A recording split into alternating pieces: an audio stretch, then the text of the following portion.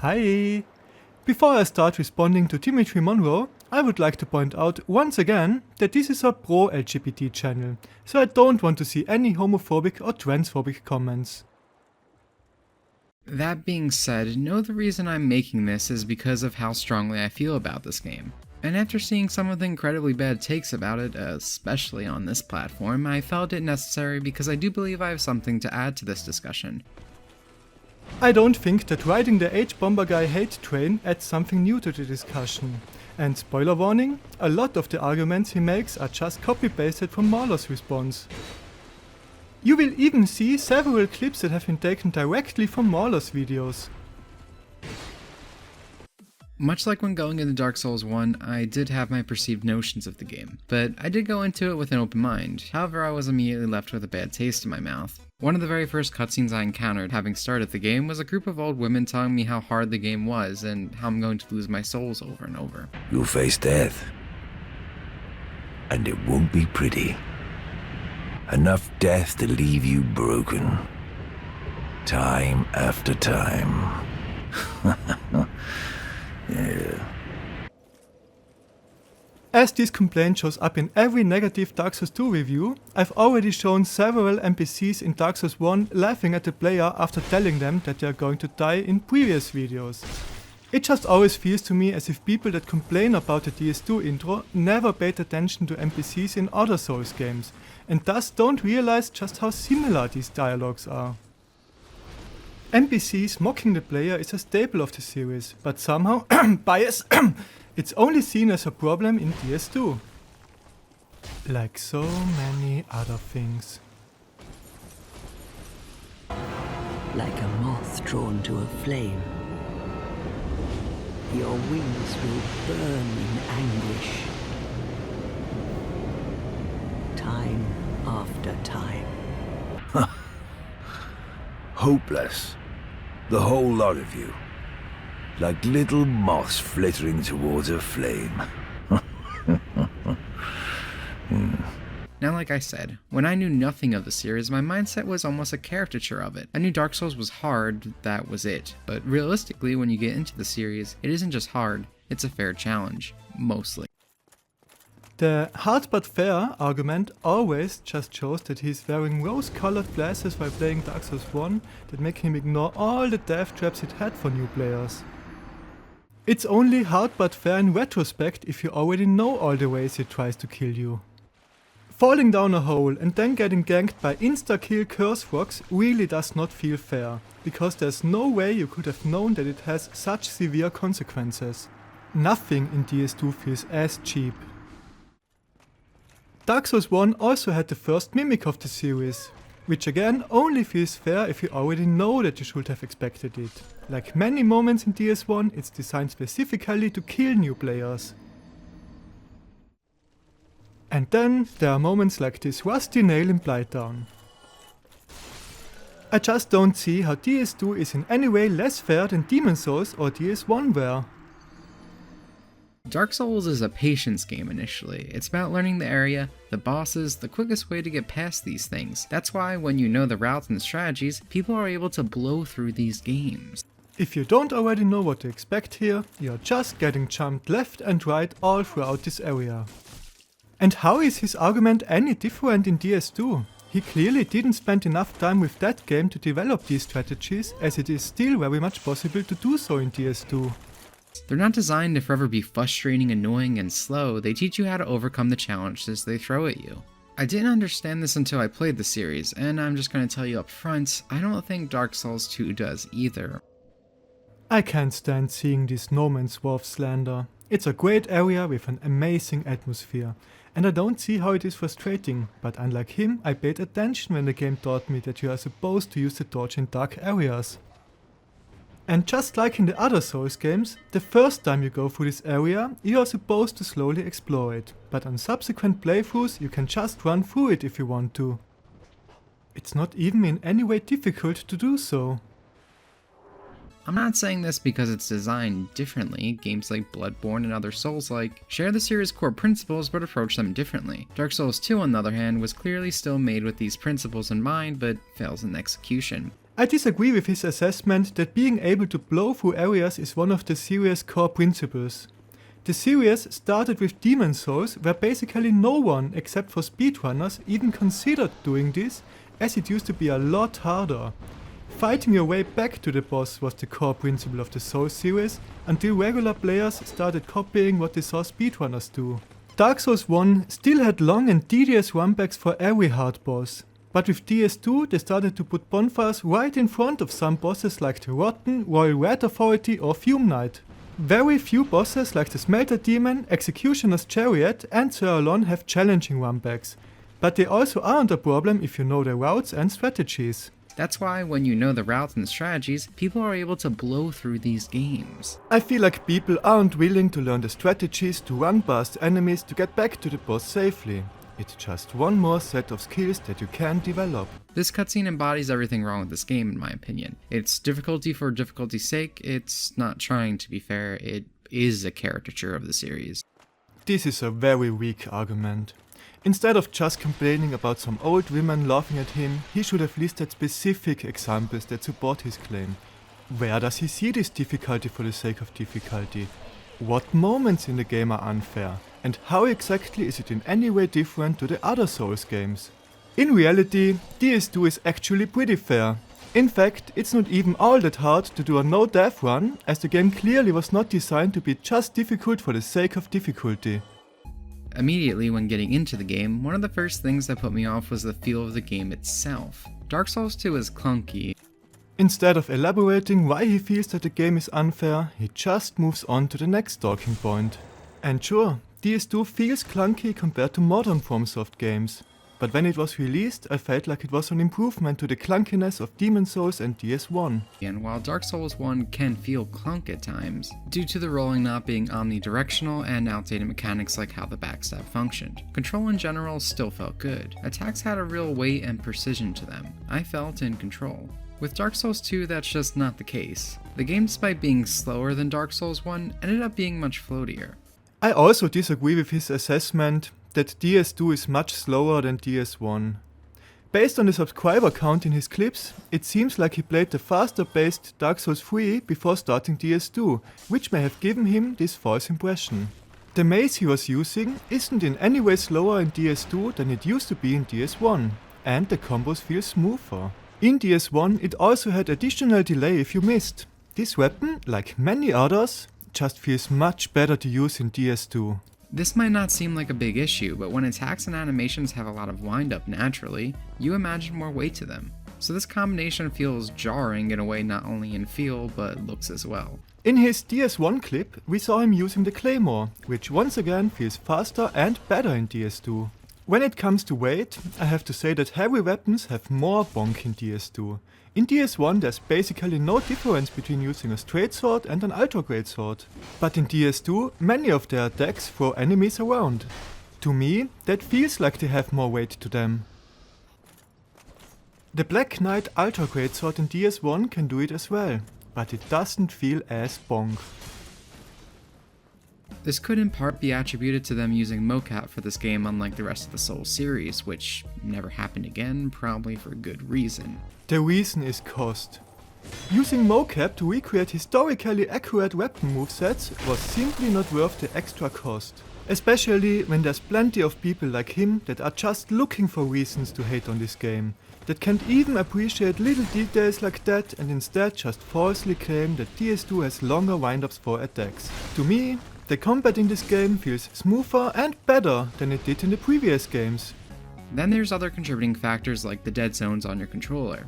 If you don't know what that means, an example, when moving forward you can't make simple adjustments to turn at all. The zones other than the edge of the stick could be considered dead in a sense, thus dead zone. In his own clip we saw him making a simple adjustment, because they aren't actually dead zones. They are snap points that ignore small adjustments until you hold it in that direction for one step of the character. As a Nintendo kid I don't see the issue, as it works pretty much the exact same in Breath of the Wild. It's a feature many third-person games have, but somehow DS2 is the only one where the internet considers this to be a problem. I call it a feature because it improves the gameplay in several ways. And he even brought back this system for Elden Ring, but with smoother animations that make it less noticeable. To me, it felt like something I was just dealing with, much like when you play an old game, you get used to the control. You know how to handle its misgivings, but that doesn't ever make the controls themselves good. A big criticism of Dark Souls 1 that gets brought up to this day is how it only allows rolling in a very limited number of directions. I feel like he heard that this was an issue in Dark Souls 1, but didn't quite understand what it is actually about, as he shows regular unlocked rolling which is not limited to 4 directions. This is only the case while being locked onto an enemy. And while Dark Souls 2 technically fixed that issue, it seems more like they made a bizarre decision to simply move that problem to another aspect of the control, now limiting all of your movement to 8 directions where Dark Souls 1 previously allowed 360-degree movement for everything that wasn't rolling. In DS1, jumping with L3 always had the possibility that you input a small change that would mess up your jump, which has been fixed by the snap point movement in DS2. The 4 rolling directions in DS1 actually negatively impacted the locked-on combat, but the dead zones in DS2 are a mostly positive change that improved platforming without hurting the combat. I just don't think that it's fair to label it as inherently problematic when it merely looks janky if you pay attention, but otherwise improves the accuracy of the movement. This argument just feels like it's bad because it's different, without acknowledging the positives. Whee! I miss AI Domo.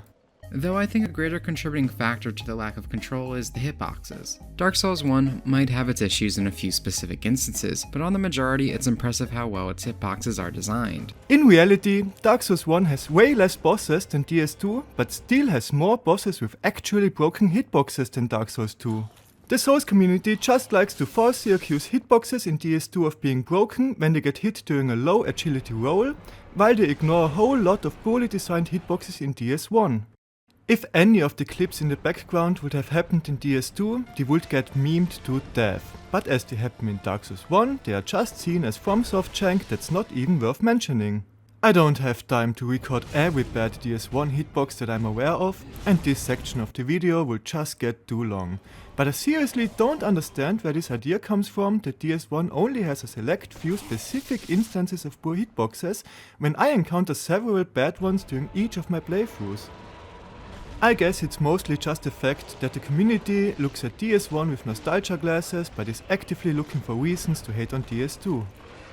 Similarly, if something like this boss clipping through the wall would have happened in DS2, it would get used as evidence that it is an objectively bad game, while it's accepted that this kind of jank just happens in DS1. Though even if we ignore the comparison to other games in the series, Mahler used that exact same dancer clip in his critique, and this whole chapter generally feels like he is just repeating what he heard in that video. Dark Souls 3 doesn't actually have tighter hitboxes than DS2. That game just has more generous rolls by default and it has a faster pace, so it's harder to notice when you take damage even though an enemy missed by a whole foot. And well, people aren't desperately looking for reasons to hate on that game, so the hitboxes aren't getting hyper-analyzed to the same degree. I'm not even going to show the infamous dancer grab, but I just think it's funny that a boss that's known for having a broken hitbox is used as an example of how well done the DS3 hitboxes are. Fans of my channel know that I love flipping over things or ducking below attacks. So here's a few other DS3 attacks that just have way too inflated hitboxes to do so. it's embarrassing how poor Dark Souls 2's hitboxes. I like that he used a recycled boss as an example for a poor hitbox, because this allows me to show that the hitboxes of this boss were actually improved. So yeah, as I keep saying, the hitboxes in Dark Souls 2 aren't actually worse than the other Souls games. People just like to scrutinize them a lot more. When DS2 was released, the community didn't yet understand how agility works, so they falsely accused the hitboxes of being broken whenever their legs got hit towards the end of a roll. And then people started to post every slightly bad hitbox as evidence that DS2 has the worst ones, even though there would have been plenty of even worse ones in DS1. To be fair, some like the ceaseless discharge slam do get made fun of. Are at a base level. There is a hitbox on his fist. With good timing, you can even duck below it.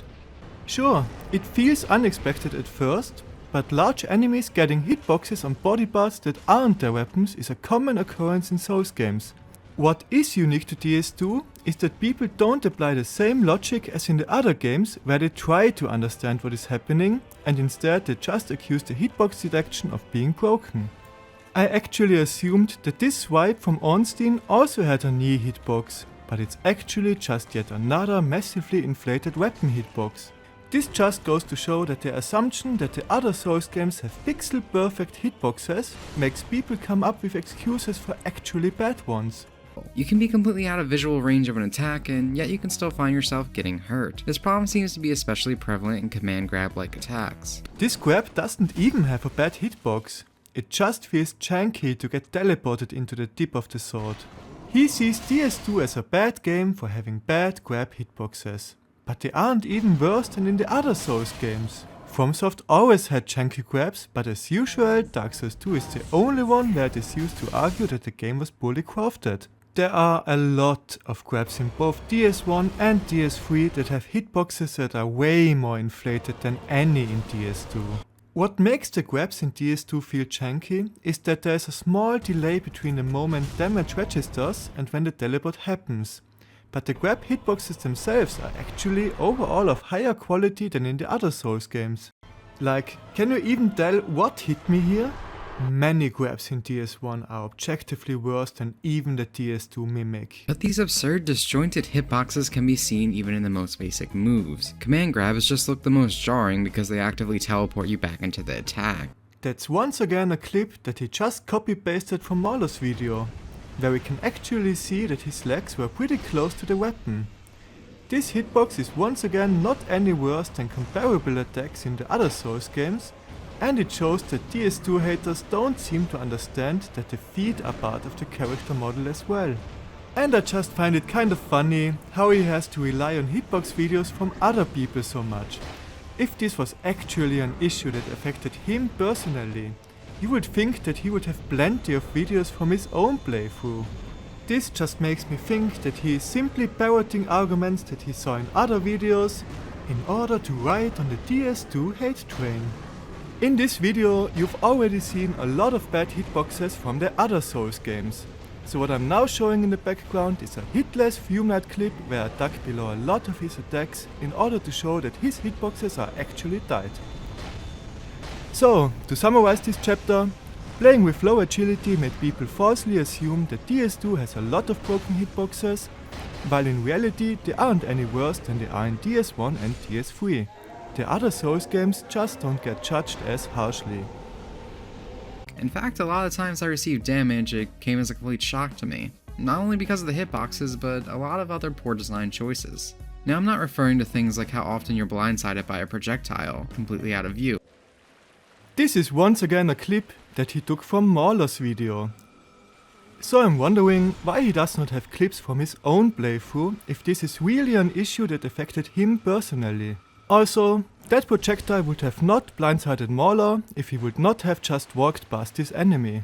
You don't get to complain about projectiles hitting you in the back if you just ignore the source of that projectile. So, now let us take a look at even worse situations like this in the other Souls games. The path to the Anor Londo archers is littered with poor hitboxes. Not just from these bad winged demons, but the archers themselves can see and shoot you through a massive wall. You can't even see the archer yourself, but he somehow can already see you. And here's another example that's worse than the one from DS2, as it happens while you are approaching the archers instead of happening after you just walked past them.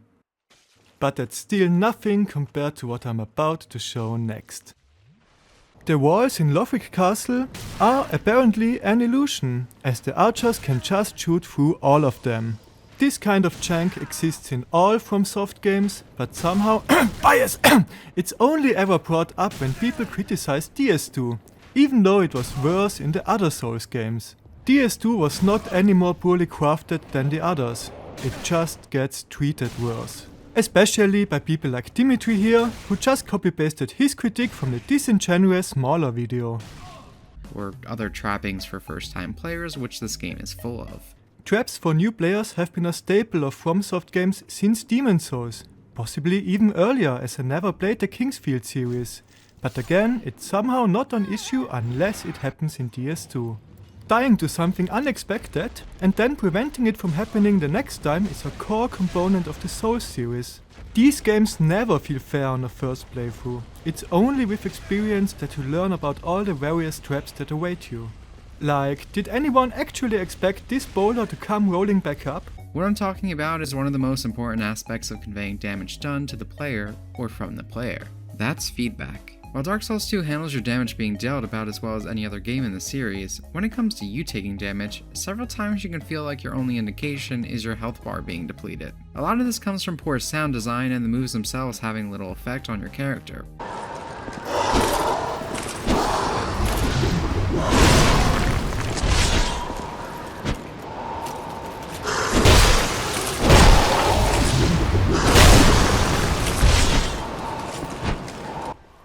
Your controller vibrates, there's a cloud of blood shooting out from where you got hit, and it plays a distinct sound. Even when playing without the HUD, I know when I get hit. Oftentimes I felt like characters wielding a sword or a spear actually had a stick in their hand, waving it around like a small child, because there was just so little weight conveyed through the weapon. In my opinion, the animations feel strong and powerful. I don't see the issue. So to me, this just feels like more nitpicking for the sake of complaining. I don't like that his swipes make no sound. That's really weird.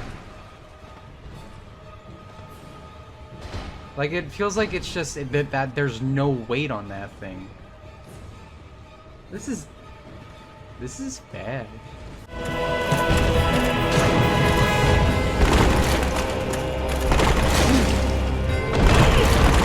Horizontal swipes often make barely any sound, like we saw here with Ornstein.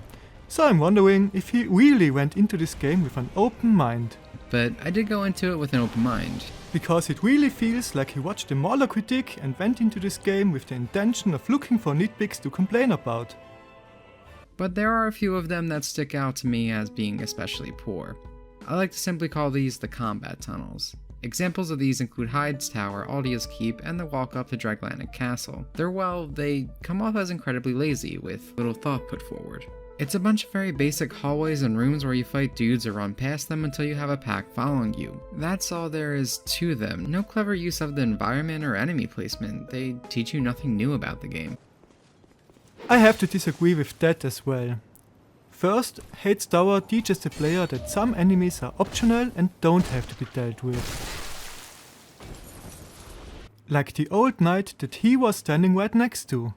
And then there's this duel arena here, where you can fight all of them 1 versus 1 if you stand your ground and fight honorfully, but will get ganked up on if you try to run past them or back out of the duel. This teaches you how to handle the Dragon Shrine later in the game. And once the Dragon Rider has been defeated, all the Hate Knights start to aggro, which teaches you that you should move on if you hit a wall and come back later once you are stronger, which is an important lesson for other optional bosses like the Rune Sentinels, Executioner's Chariot and Smelter Demon. Hade's Tower is a small area, but it has a lot of mechanical depth, so calling it lazy is just slander. It starts out as an early game area, but then turns into a mid-game challenge where you can choose between 2 different paths of getting back to the boss. I consider it to be one of the more interesting and good-looking areas in the series. But of course, people that just look for reasons to complain will dismiss all of that. It's like the Dark Souls 2 developers saw the parts of Dark Souls 1 where the team ran out of money, time, and just dropped a bunch of old bosses in the tunnels. Then thought, yeah, this is where the Dark Souls experience truly peaked. These areas are trash. They are the worst part of Dark Souls 1, and they are the worst part of this game as well. They're worthless filler that is only here to pad out game time, without really adding anything memorable or fun to the experience at all.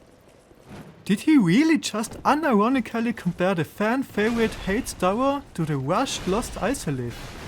Damn, that might be one of the worst takes I've ever heard. Spoiler warning, there will be even worse takes.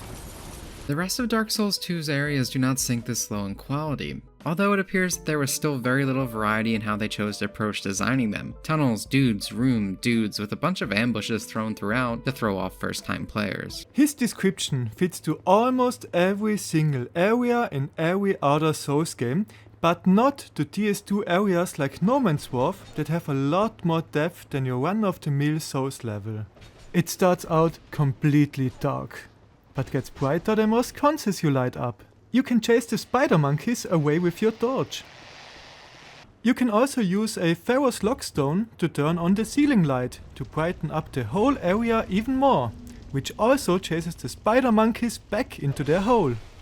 Almost every area in this game has a unique challenge, an interesting gimmick, or a hidden secret to discover. Even just calling in the ship makes No Man's Wharf more memorable than almost every area in DS1 and 3. There are so many things happening in this level that make it special, yet he claims that there is barely any variety in how they were designed. However, where they really start to lose me is how poorly thought out so many parts of the zones are. To me, it seems like a lot of recent critiques are overlooking these parts simply because they played the game so many times. Of course, now they know that using a torch to set fire to the windmill's metal wheel in Earthen Peak would reduce the amount of poison in the boss room. It's not even something they'd have to actively think about during repeat playthroughs, but it's still as nonsensical as it was the first time. Do you remember when he said this? They teach you nothing new about the game. The old knight guarding the lever taught him that enemies that stand around passively might be protecting something important. This encounter was teaching him how to understand the game's language. And what do we have here? An enemy that guards the windmill instead of just attacking the player. This should already make you question the intention behind his placement and lack of aggression. Sure, it would have been better if the windmill was made out of wood and possibly have some oil here that you can light up, but still, when it comes to cryptic FromSoft mechanics, this is still on the more obvious side of the scale. But I guess FromSoft should not have expected the average player to be able to pay attention to details like non-standard enemy AI. In general, Dark Souls 2's world does an extremely poor job of explaining its own rules and how to interact with it. Be it something like breakable walls or pushing stones down wells, these are things that tons of people would never be able to figure out on their own, without looking them up or finding a hint placed by another player. All the little secrets that observant players can discover are exactly what makes the exploration in this game fun. Some might argue that these are minor inconveniences at worst though, but this kind of design doesn't end here. Many of you are probably familiar with the infamously unfair ogre that one-shots the player for opening a certain door in Aldia's Keep. I'm pretty sure it's only seen as unfair as it happened in DS2, because if it would have happened in DS1, it would get the bloody elevator treatment where you get told that you were supposed to pay attention to visual cues. Aldia's Keep and the walk up to Draglantic Castle. They come off as incredibly lazy, with little thought put forward. It's a bunch of very basic hallways and rooms where you fight dudes or run past them until you have a pack following you. That's all there is to them. No clever use of the environment or enemy placement. They teach you nothing new about the game. I've seen a few people try to defend this by saying that the ogre can be seen behind the door, but nothing in the entire game teaches you that something like this could even possibly happen. Going by the precedent set throughout the series, the player should expect the ogre to just stand behind the door. Maybe winding up a swing as it's being opened instead of just breaking through the door and instantly ending a large portion of players. The actual precedent set by this game is that you should never relax while opening doors, as you never know what's waiting behind it. They already pulled off the trick where the enemy starts winding up the swing as the door is being opened earlier in the game. Sometimes there is just a spooky surprise waiting behind the door. In general, up to that point the game has already conditioned the player that opening doors can lead to dangerous situations. And now there's a huge ogre waiting directly behind it, which is a clear indication of danger. And with all that complaining about one-shotting the player, I find it kind of funny that I still haven't seen anyone actually dying to it. It's a situation that's easily avoidable if you pay attention to the ogre, and if you do get killed, I don't see how it's any worse than any of the other death traps in this series. But now, we finally reached my favorite bad take. But what is in my opinion the worst example of this kind of contradictory design happens in the Iron Keep. Harvest Valley, an area you go through very shortly before reaching the keep, actively goes out of its way to teach you that sometimes it's necessary to take environmental damage to get items that are laying around. Can you already see where he's going with this? Let me just do the exact same. Dark Souls 1 is poorly designed because Blightdown teaches you that you sometimes have to take environmental damage in order to access items or to progress. But then once you're at the keep, the game punishes you for doing exactly that. There are these little cooled off lava paths right in the first room of the zone, with items laying around them, and going with what you've learned in the previous areas of this path, it's not unreasonable to assume that this game would want you to quickly run to grab the item and run off again, but no. After taking a few quick, confident steps, you will die so quickly that you'll barely have time to realize what's going on. But then, once you are in the demon ruins, you suddenly get punished for trying to walk through the lava. Here, let me take a few quick confident steps. Okay, no damage so far. Damn, Dark Souls 1 is so unfair. This is how a few quick confident steps to figure out how much damage the lava deals should actually look like. I enjoyed figuring out how to safely grab all the items. This was a fun side challenge, but as he is just looking for reasons to complain about this game, he just dismisses it and calls it bad game design that he got punished for greedily rushing towards the item. What is it with Dark Souls 2 that always makes critics call the game poorly designed when they themselves make a stupid decision? In any other Souls game, it is seen as good game design that you get punished for not using your brain, but in DS2 it's somehow bad that you need to use it? It makes no sense to me. Now you might argue that players who this happens to should just be more careful, and that's lava, of course it would kill you. But that's nonsense, not just as realism clearly not in consideration when you can stand right next to molten lava without feeling any effect. He claims that he went into this game with an open mind, but now he is complaining yet again about something that's not any different to any other Souls game. Going by the precedent set throughout the series, I'm still convinced that he went into this game with the intention of looking for things to complain about in order to ride on the hate train. It's just easy content. Dark Souls 2 areas are often built much larger and more linear. While that on its own isn't really an issue, there aren't a lot of shortcuts or other conveniences that make repeated traversal any easier. In Dark Souls 1, conquering an area often would end with you unlocking a quick path from the bonfire, straight to the boss. It felt like the game was saying, alright, you're done with this, it's boss time now. And at worst threw a few easily avoidable and weak enemies into the boss run. Meanwhile in Dark Souls 2, if you happen to die to a boss, or at any point getting to it, you'll be starting back at square one, having to do the entire area between the bonfire and boss again. Sure, the process can be sped up some now that you understand the layout, but with the majority of areas lacking shortcuts and the fact that enemies have absurd aggro ranges, a good portion of them will force you to slowly attempt everything you just did all over again. This good portion that he mentioned is a total of 2 boss fights that have a challenging runback out of over 40 bosses in total, which also completely ignores the fact that most hard bosses don't have any runback at all. He's just hyper-focusing on the runback to the Red Smelter Demon and Executioner's Chariot and presents those clear outliers as the norm. For the vast majority of bosses, the runbacks are short and easy. For example, the Gaping Dragon runback that he showed takes longer than the average in DS2. The absurd aggro ranges are also just yet another hyperbole, as for many runbacks the enemies don't even follow you to the fog wall. In fact, let's talk about that. This choice was clearly done in an attempt to make it so the average player can't run past enemies, perceiving this as a flaw. However, I previously never saw that as a bad thing, as enemies still had specific aggro ranges in mind. Oftentimes I would try to run past enemies only to be murdered because I didn't know the area. It only became an option to me to do that once I had completed a decent section of the level, because I knew the quickest way past everything. In my Pyromancer playthrough, you've also seen me just run through all the areas, or rather all the areas that I've shown so far, because it's surprisingly easy if you know the enemy placements. Running through areas is usually only an issue if it's your first time going through them, as you won't know yet where the choke points and dead ends are. And in my Every Souls Trilogy runback video, you've seen me run back to all the bosses. So I will be using that as an appeal to my own authority. I know that the vast majority of runbacks in DS2 are easy, as most don't have any enemies close enough to the fog wall that it can become an issue. The Smelter Demon runback that you can see in the background is one of the only ones that are challenging, as there is a high likelihood that you can get staggered out of the fog wall animation.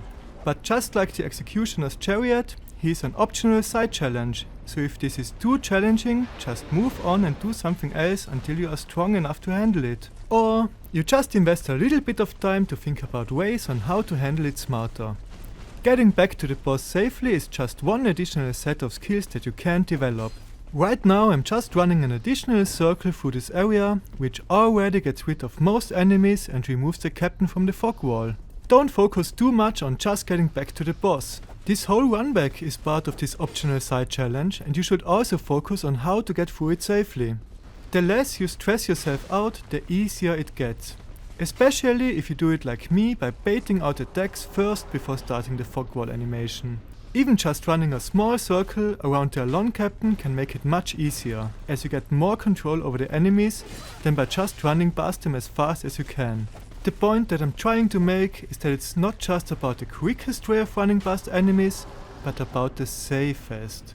And when it comes to safety, the first step is always to wear protection. Yeah, heavy armor just trivializes this runback. Let me lure a few enemies to the fog wall to show you the power of boys. In Dark Souls 2, this is just not an option because of these insane aggro ranges and enemy placements. If you try at all to run through a level, even with knowledge of it, you will constantly find yourself surrounded by a horde of enemies that won't give up on following you despite great distances. Most enemies have the same pursuing range before they walk back to the spawn point as they have in other Souls games. Some, like the torturers on the way to the chariot that he showed, have an increased range, but they are special cases and not the norm. He just didn't pay attention to all the times when enemies stopped following him, but noticed these because they did follow him to the fog wall. In the background you can see an example of the opposite special case. I'm just casually walking back to the blue smelter demon without even running, and I'm making a lot of pauses to allow enemies to catch up with me. But they don't even want to follow me. So, getting back to his point. In reality, it's actually pretty easy to run through the vast majority of areas and to run back to almost every boss. Especially if you do have knowledge of the levels. There are only a select few choke points where you would actually have to fight enemies in order to progress through areas, like the Iron Half-Hole Turtle next to the guillotine. For some reason, the blue smelter demon runback often gets thrown into the same bucket as the red one, even though it's pretty easier unless you insist on going through the co-op gates. Pro tip: stay below 47% equip load to prevent fat rolling once the astrologers cast Promised Walk of Peace. The level design itself also contributing to this. In fact, even if you make it to the boss door because they thought it was such a brilliant idea to remove the invincibility, you will find yourself being murdered by this horde while attempting to get in. Like, yeah, sure, if you're a speedrunner or maybe you know this game in and out, you can do this, but speaking from the perspective of an average or first-time player, no, you most likely cannot. There are again several simple strategies that you can use. The first one is to have good stamina management. In his clip, we've seen him completely empty his stamina bar at the end of the bridge, which meant that he had to walk the last stretch, which allowed enemies to catch up with him. You do not need to be a speedrunner in order to pay attention to your stamina bar. That only requires a basic understanding of Souls mechanics. This also applies to the next strategy of just baiting out attacks before you start the fog wall animation. If you calm down and don't stress yourself out about getting back in as fast as possible, it gets much easier. And if that is still too hard, you can just calm down a bit more and jump to the platform on the side to wait a bit for the enemies to walk back or fall down the bridge. Dark Souls is a patience game initially. It's about learning the area, the bosses, the quickest way to get past these things. That's why when you know the routes and strategies, people are able to blow through these games. Yeah, I did not see him trying to do any of that. These select few hard runbacks to these optional side challenges just require a bit more strategy, which is not a bad thing in my opinion, as I enjoy figuring out solutions to overcome problems. I don't see this change as a positive, like it attempts to fix a perceived flaw, but if you create several other ones in the process, then you fail. Now the second you die, the game is asking you to do everything over again. This loop doesn't feel rewarding, it feels tedious. In his clip we saw another problem of his approach. He insisted on starting from the first bonfire, although the second one would have been closer with less enemies on the way. It's about learning the area. The Souls games encourage you to think about how to approach problems, and in this case there would have been several solutions to the problems he was facing. This is similar as how you can run back to the Capra Demon from either the Undead Berg bonfire, where you have to run past a lot of thieves and dogs, or you could do it from the Firelink Shrine, where it would be longer but safer. Except in this case here, the second bonfire would have been both shorter and safer. This whole process is made worse by how bonfires are handled. In all other games, bonfires or equivalents feel like a reward after you complete an area or challenge. They're either directly in your path or spawn after a fight. It's like he's arguing based solely on Dark Souls 3. DS1 also had some important bonfires that you could miss, and how often did you really get a useful bonfire after a boss fight? DS1 also actively discouraged you from discovering the very important Sense Fortress bonfire. This place is pure torture without that bonfire. And it also took away your most important bonfire halfway through the game. For some perplexing reason, in Dark Souls 2 they decided to hide bonfires within the environment, so you're not even guaranteed to see them, sometimes even behind illusionary walls or stone statues. This means you're effectively forced to explore every area very thoroughly, instead of that being more of an optional choice. This can lead to very frustrating situations similar to what I've described earlier with bosses. If you die at any point while desperately searching for one of those hidden bonfires, guess what? You get to do this entire level all over again, with almost no shortcuts to speed things up at all. One of the main differences is that Dark Souls 2 is a lot more generous with bonfires. Even if you miss the hidden ones, the stretches between bonfires is still much shorter than they used to be in DS1. Dying to the Anor Londo archers meant that you had to run back for close to 2 minutes. Not discovering the hidden bonfire in Aldia's Keep adds about a minute of running through an empty building, which would have been a regular runback in Dark Souls 1.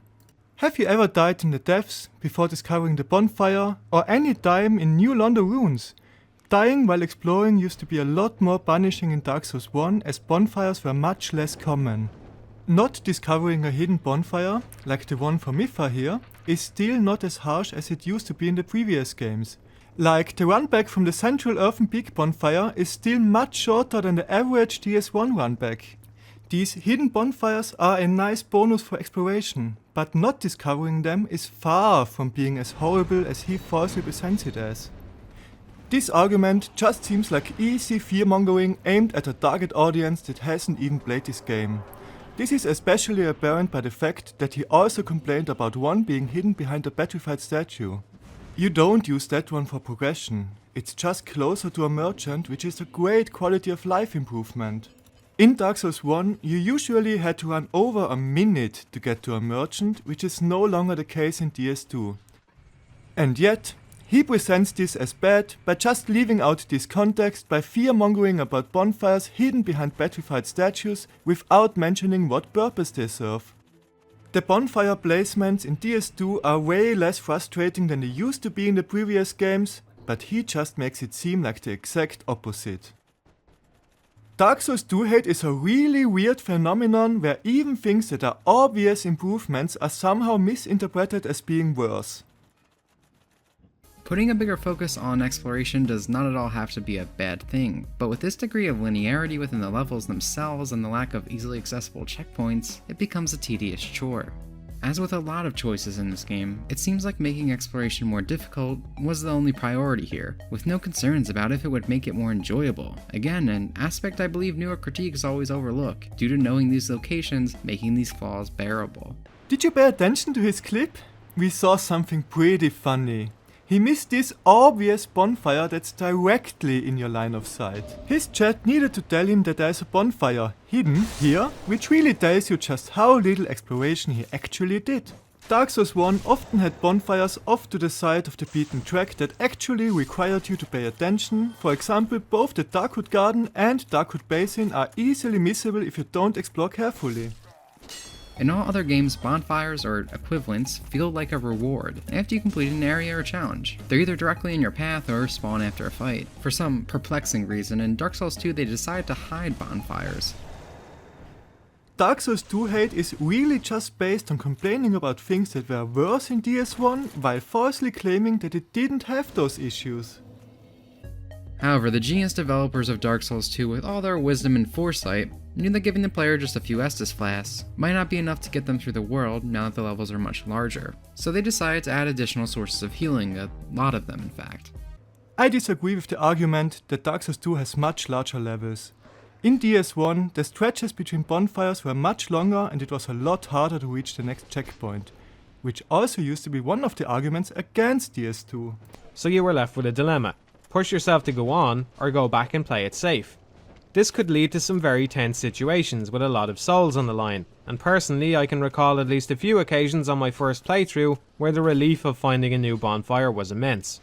That same feeling is hard to reclaim in Dark Souls 2 when all the bonfires are so close to one another. Progressing to the next checkpoint took much longer in the previous games, especially in Demon Souls. But Dimitri once again claims the exact opposite to make DS2 look more frustrating than it actually is. I'm sure many of you are already familiar with the common critique of this system, that it removes the idea from the game that every area is designed to be beatable within a limited amount of healing, as well as removing difficulty in the bosses or other difficult sections of the game, just letting you tank through them. But the thing is, I concede that Lifegems and other healing items, at least for how Dark Souls 2 is designed, are needed to some extent. These areas are clearly not made with a specific amount of healing in mind. You are not allowed to complain that Lifegems ruin the balance of the game when you yourself use a build that debunks your own argument. I also like how he complains that Lifegems allow players to tank through boss battles, as if tank builds haven't always been a thing in the Souls series. Using Havel's armor to tank through the Four Kings battle was the recommended way of beating them. But guess what, Dimitri? Shields also exist and they allow you to tank even more. This, however, is not a point in favor of Dark Souls 2's healing system. It makes Lifegems seem like a lazy band-aid on the gaping wound that is the level design. Instead of having to put any amount of thought into how their levels should interact with the amount of healing a player has access to, the team decided to give access to infinite healing, shit out whatever they want, and call it a day. I still don't see what this huge problem with the level design is supposed to be, as Dark Souls 2 has a lot of interesting and unique levels that are fun to progress through. And he also hasn't explained how the levels are actually less balanced than they were in the other Souls games, where you also have a huge range of available healing. In Dark Souls 1 you could go through levels with only 5 Estus, or decide to go all the way up to 20. How was that any easier to balance around? In reality, you always had the choice of making the game easier by stacking up on healing options, like farming humanity or becoming a cleric. It's your choice to waste souls and Lifegems if you want to make the game easier. This does not make the game in any way worse, and the existence of an easily available healing option is also not proof that the levels were lazily designed. To me, this just sounds like yet another made-up complaint. All I've heard in his critique so far can be summed up as: it's bad because it's Dark Souls 2, without any acknowledgement for all the improvements this game has brought to the series. It's just mindless criticism for the sake of hating on this game. Another issue I find in Lifegems is how they enable laziness on part of the player as well, and more or less remove one of the core features of how Dark Souls 1 combat, especially boss encounters, were structured. Contrary to what some people seem to believe, having to commit to a heal is not a bad thing. Slow healing that more or less makes you stationary for a few seconds is a fantastic system. Using a clip from Dark Souls 3, which has the easiest heals where you have to think the least about timing or positioning, is a really weird way to argue against Lifegems, which take much longer to consume than Estus does in DS3. Because instead of heals being just something you can pop whenever, it means you'll have to utilize an opening in an enemy's pattern that you might otherwise use to attack. It's integrated into the flow of combat very naturally, and makes pulling off a heal safely feel highly rewarding. This argument seems to be in support of Lifegems, as they lock you into the animation for much longer than Estus does in other Souls games, and they also don't heal instantly, so you have to play more carefully even after using them. With Lifegems being a heal over time, you can perform any other action while almost passively being kept alive. Being able to deactivate your brain and face tank nearly every attack in the game by popping a bunch of gems at once trivializes fights to a ridiculous degree. As usual, his argument does not make any logical sense. Somehow Estus healing you instantly in the other Souls games is okay, but Lifegems slowly healing you somehow magically makes the game too easy. It is fine if you enjoy this kind of system. I obviously can't change how anyone personally feels about it. But understand at that point, you don't enjoy fighting whatever boss you're up against, you enjoy pressing R1 a bunch of times. And Dimitri clearly enjoys making up nonsensical arguments to needlessly hate on Dark Souls 2. Does he even listen to himself? The other Souls games instantly healing you allow you to tank for a lot more than DS2, where you need to give the healing time before you can even survive the next hit. So much of what he complains about applies much more to the other Souls games. Lastly, and maybe most importantly, they encourage grinding in a very unhealthy way. Dark Souls 2 is the most generous when it comes to the amount of souls you get and also has the cheapest level up cost. So I don't see how anyone would ever have to grind. And now listen, he will debunk his own argument in the same sentence. It's the same issue I've had with humanity in Dark Souls 1, where if you felt unable to overcome any challenge in the game, you can simply kill a bunch of dudes, buy 99 gems, remove your dodge button, and tank every swing that's thrown at you in an area. It's also important to note that grinding for these is a super simple process, unlike humanity. Yeah, it's not unhealthy grinding if you get showered with souls and life gems are super cheap. He's just trying to present a clear improvement as an issue. Dark Souls 2 removed the unhealthy grind. It's less annoying now. Want to use your beloved character that you used to beat the story and all the DLC with to get into PvP afterwards? Guess again, you're now possibly like a gazillion souls higher than anyone with a dedicated PvP character, which puts you at a severe disadvantage. Looks like that character can go into the trash, time to make a new one. The PvP arenas are not even based on soul memory. After you finish the game, you can just reset your stats to create your PvP character, unlike Dark Souls 1, where you actually had to start a new character to min-max your build. As usual, it's something that got improved upon the previous games, but is still presented as inherently bad. This argument is especially weird considering that the community always regarded DS2 as having the best PvP of the series, but of course you won't hear anything positive about the game from Dimitri, despite him falsely claiming that he went into this game with an open mind. While in Dark Souls 1, invasions felt more like a punishment, or an extra risk you had to deal with while being human to counteract the benefits. Here though, no matter what, you can be invaded at any point, because that's harder, I guess? That's also not true. You can burn on effigy to prevent getting invaded for half an hour, and you also gain the same effect after defeating a boss. Also, being hollowed drastically reduces the chance of getting invaded. This argument just seems like more uninformed fearmongering. See the buff that I gained? That's stopping invasions. You should not be judging a game by your 20th playthrough. There is just so much hidden information that the game never teaches you, contradictory and outright poor design that I just can't forgive. Dark Souls 2 is a mess of a game, from a team that seemingly went out of their way to purposely put said bad design in place because, haha, it's hard. This challenge here is pretty self-explanatory, if you simply pay attention to what's happening. You walk in and notice the bell, and upon hitting it you notice that it spawns ghosts from the graves. Now we finally got to see where his actual issues are coming from. He misinterprets anything that's unique and interesting as just being hard for the sake of being hard. But to me, Dark Souls 2 is not just a bad Souls game, it's a bad game. So many of its issues are just inexcusable when it comes to the core design. Blaming the game for his own skill issues is inexcusable. If he had paid attention to the lessons the game has taught him in the previous rooms, he could have easily dealt with this room by simply preventing the hollows from hitting the bell while cautiously taking care of the graves. It's a fair challenge, but he didn't try to understand what's happening and just called it bad design. You will not get ganked here if you take it slow and listen to the sounds of the hollows waking up. It's not hard for the sake of being hard. It's a uniquely designed challenge with an interesting gimmick. But If you have a very smooth brain, you will end up like him. So, to summarize this video, once again we saw that Dark Souls 2 hate is based on playing the other Souls games with rose-colored glasses that made him ignore that many of the issues he complained about were worse in those games, and playing DS2 with mad cause bad colored glasses that made him falsely accuse the game of being unfair whenever he struggled to understand something simple.